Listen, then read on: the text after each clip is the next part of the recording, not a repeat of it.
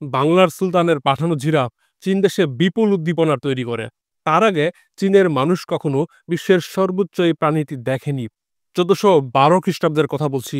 তখন চলছে বাংলা সালতানাতের সময় স্বাধীন সুলতানি আমল। 1422 সালে 992 সদস্যের চাইনিজ রাজকীয় প্রতিনিধি দল বাংলার সুলতানের দরবারে আসে। সুলতান গিয়াসুদ্দিন আজম শাহর মৃত্যুর সংবাদ 1412 সালে জেনেছিলেন চীনের সম্রাট।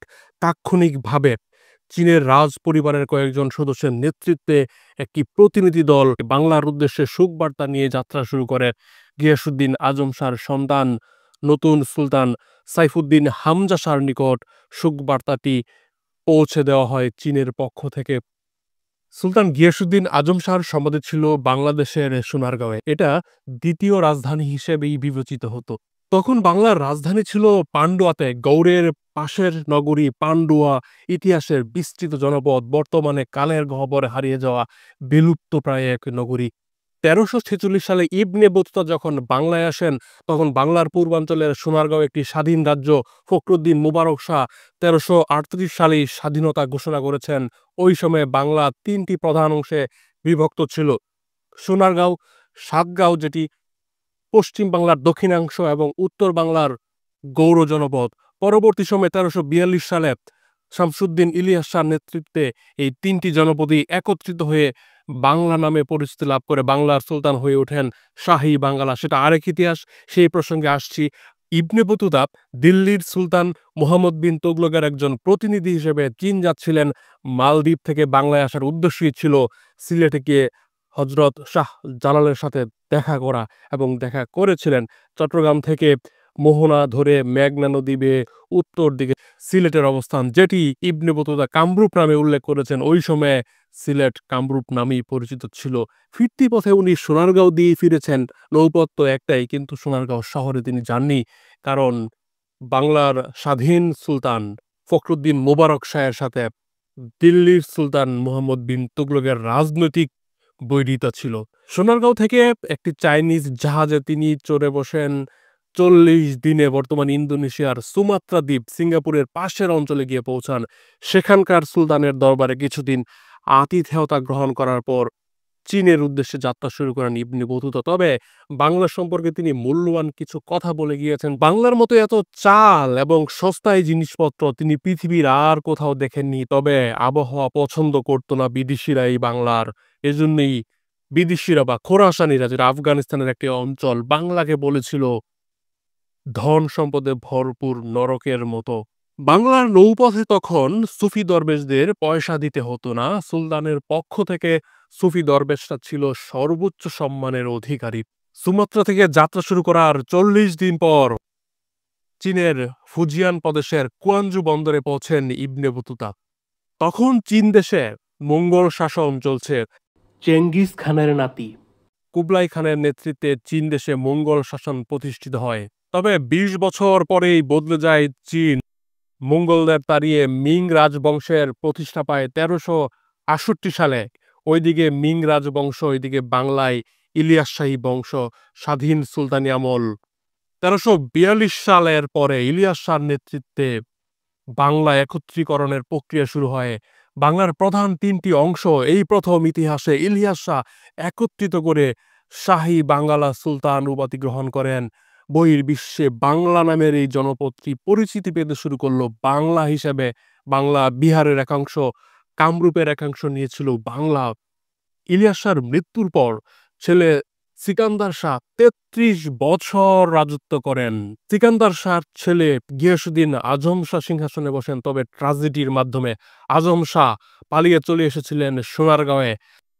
পারিবারিক নানা ঘটনার মাধ্যমে আজম শাহর সাথে যুদ্ধে পিতা সিকান্দার শাহ নিহত হন যুদ্ধ করতে করতে। সেটা আরেক প্রসঙ্গ, আপনাদের আগ্রহ পেলে সেই বিষয়ে ভিডিও উপস্থাপনা করব। আপাতত সেদিকে যাচ্ছি না। আজম শাহর সময় কূটনীতিতে নতুন মাত্রায় পৌঁছে বাংলা। মক্কা, পারস্য, চীন দেশের সাথে কূটনৈতিক সম্পর্ক। ১৪০৯ সালে বাংলা থেকে একটি প্রতিনিধি দল চায়নায় যায়। ১৪০৫, ৮, ৯, ১১, ১২, ১৪, ২০, ২১, ৩৮, ৩৯ সালে বাংলা থেকে চীনের প্রতিনিধি দল যাওয়ার রেকর্ড রয়েছে। অন্যদিকে চীন থেকে ১৪০৯, ১২, ১৫, ২২, ২৯ এবং ৩২ সালে সম্রাটের প্রতিনিধি দল বাংলায় আসে। তখন বাংলার রাজধানী ছিল গৌড়ের পাশের নগরী পান্ডুয়াতে। বাংলাদেশের চাঁপাইনবাবগঞ্জ এবং তার পশ্চিমের ভারতের মালদা জেলা জুড়ে প্রাচীন বৃহত্তর গৌড়ের অবস্থান। সোনারগাঁও ছিল দ্বিতীয় রাজধানী। অর্থাৎ আমরা দেখতে পাচ্ছি ১৪০৫ সালে গিয়াসুদ্দিন আজম শাহর নেতৃত্বে বাংলা থেকে চীনে প্রতিনিধি দল যাওয়ার শুভ সূচনা হয়েছিল। ওই সময়ের প্রেক্ষিতে এটা যুগান্তকারী একটা বিষয়। পরবর্তী সময়ে গিয়াসুদ্দিন আজম শাহর মৃত্যু, ওনার ছেলে হামজা শাহর ক্ষমতা আসা, কৃতদাস শিহাবুদ্দিনের সম্রাট হওয়া, গণেশের চক্রান্ত, শিহাবুদ্দিন নিহত হওয়া, শিহাবুদ্দিনের ছেলে ক্ষমতায় আসা, নানা ঘটনা প্রবাহের মাধ্যমে ২-১ বছরের জন্য ক্ষমতায় আসা সুলতান শিহাবুদ্দিনের মাধ্যমে চীন দেশে যখন জিরাফ যায় সেখানে ব্যাপক কৌতূহলের তৈরি হয়। ওই জিরাফ বাংলায় এসেছিল কোত্থেকে সেটা একটা প্রশ্ন। সেটা নির্দিষ্ট কোনো রেফারেন্স নাই, তবে ধারণা করছি আফ্রিকার পূর্ব উপকূলের যে দেশগুলো আছে তানজানিয়া ওই অঞ্চল থেকেই বাংলায় আসে, বাংলা থেকে চীনে যায়। চীন দেশের চিত্রকরেরা নির্ভুলভাবে ছবি আঁকতে পারত। শিহাবুদ্দিন যেই জিরাফ পাঠিয়েছিলেন এই হচ্ছে সেই জিরাফের চিত্র যেটা চীনে সংরক্ষণ করা আছে। ইবনে বতুতা যখন চীন দেশে গিয়েছিলেন তখন ওনাদেরও ছবি এঁকে রেখেছিল একদল, কারণ বিদেশে আসলেই ওনারা ছবি তুলে রাখতো যাতে কেউ অপরাধ করে পালাতে না পারে। পরবর্তীতে সরাসরি গণেশ যখন রাষ্ট্রীয় ক্ষমতা নিল, ইব্রাহিম শর্কীর নেতৃত্বে বাংলায় আক্রমণ হলো। ওই সময় চীনের প্রতিনিধি দল এই দুই অঞ্চলের মধ্যে যেন যুদ্ধ না হয় সেজন্য শান্তির পক্ষে একটি মধ্যস্থতার অবস্থান নিয়েছিলেন রাজা গণেশ। বেশি দিন ক্ষমতায় থাকতে পারেনি। ওনার ছেলে যদু ১২ বছর বয়সে সিংহাসনে বসে, তবে বসার আগে মুসলমান হয়ে সিংহাসন বা রাজা হতে হয়েছিল। পরবর্তী সময়ে যদু ১৭ বছর জালালউদ্দিন মুহাম্মদ শাহ নামে ১৭ বছর রাজত্ব করেন এবং উনিও কূটনীতিতে নতুন দক্ষতা প্রদর্শন করেন। উনি মিশরের সুলতানের সাথে কূটনৈতিক যোগাযোগ রেখেছিলেন। চীন তো বটেই, ওনার সময় চীনের ৯৯২ সদস্যের প্রতিনিধি দল ১৪২২-২৩ খ্রিস্টাব্দে বাংলায় এসেছিল। চীন থেকে যেমন ৯৯২ জন এসেছিলেন, তার আগে ১৪০৯ সালে বাংলার সুলতানের পক্ষ থেকে ২৩৪ জন প্রতিনিধি চীন দেশে গিয়েছিল। ওই সময়টাতে মিং রাজবংশের উদ্যোগে চীনের একটি নতুন জোয়ার সারা বিশ্বে নিজের পরিচিতি, আধিপত্য, নিজের পরিচিতি, সম্মান, অবস্থান দেখানোর জন্য সমুদ্র পাড়ি দিয়ে নাবিকের দল একের পর এক বিভিন্ন দেশে যাত্রা শুরু করে। পূর্ব আফ্রিকায় চলে গিয়েছিল চীনের প্রতিনিধি দল, বাংলায় তো এসেছিলই। বাংলার সাথে তখন চীনের স্বার্থ কি ছিল? কেন দূত আদান প্রদান হতো? এখানে সামরিক কোনো উদ্দেশ্য নিশ্চয়ই ছিল না। তবে চীন সম্রাট পৃথিবীর অন্য দেশগুলোকে নিজেদের সামন্ত মনে করত বা অধীনে মনে করত, নিজেই মনে করত। আর বাংলার পক্ষ থেকে এই উদ্যোগের কারণ থাকতে পারে বাণিজ্যিক, কারণ তারও আগে থেকেই বাংলাদেশে চীনের পর্যটকেরা, চীনের বণিকরা আসতো, বাংলার বণিকরা চীন দেশে যেত, অথবা মালাক্কা প্রণালী বা ইন্দোনেশিয়া, মালয়েশিয়া ওই অঞ্চলের মাধ্যমে দুই অঞ্চলের একটি মধ্যস্থতা হতো। ইবনে বতুতার সমসাময়িক একটা চীনা গ্রন্থ রচিত হয়েছে ১৩৫০ সালের দিকে, তাও ই চি লিয়েহ নামে। লেখক ওয়াং তাইওয়ান ছিলেন চীনের ফুকিয়াং প্রদেশের শুল্ক বিভাগের প্রধান। সেখানে লেখা, আয়ের ১০ ভাগের ২ ভাগ কর দিতে হতো বাংলার প্রজাদের। মুদ্রার নাম টংকা। বাংলা থেকে মাছরাঙা পাখির পালক রপ্তানি হতো চীনে। অনেক পরে ব্রিটিশ আমলের বই, কোম্পানি আমলের ঢাকা বইতে লেখা আছে, বাংলার মাছরাঙা পাখির পালক দিয়ে চীনের রাজপুরুষদের জামা তৈরি হতো। ১৪১৬ থেকে ১৪৫১ সালের ভ্রমণ অভিজ্ঞতার আলোকে লিখিত ইং আ সং লান বইতে রয়েছে, পাংকুলায় অর্থাৎ বাংলাকে ওরা পাংকুলা বলতো, রূপার মুদ্রা প্রচলিত, নাম টংকা। চায় দেশে নেই বলে অতিথিকে তারা পান দিয়ে আপ্যায়ন করে। রাস্তাগুলিতে ভালো ভালো বড় ধরনের দোকান আছে, ছাড়া পানাগার, ভোজনাগার, স্নানাগারও আছে। ৬ রকমের সূক্ষ্ম কাপড় তৈরি হয়। উত্তর পূর্ব দিকে জাহাজ ঘোরার পর আন্দামান নিকোবর থেকে অনুকূল আবহাওয়ায় চট্টগ্রাম যেতে ২১ দিনের মতো সময় লাগে। ১৪৩৬ সালে রচিত ফেইশিনের গ্রন্থ শিং ছা সং লান বইতে রয়েছে, বাতাস অনুকূলে থাকলে সুমাত্রা থেকে ২০ দিনে পৌঁছানো যায় বাংলার বন্দরে। সমুদ্র বন্দরের নাম চাটিকিয়াং অর্থাৎ চট্টগ্রাম। সোনারগাঁয়ের নাম লেখা সৌনাউলকিয়ং।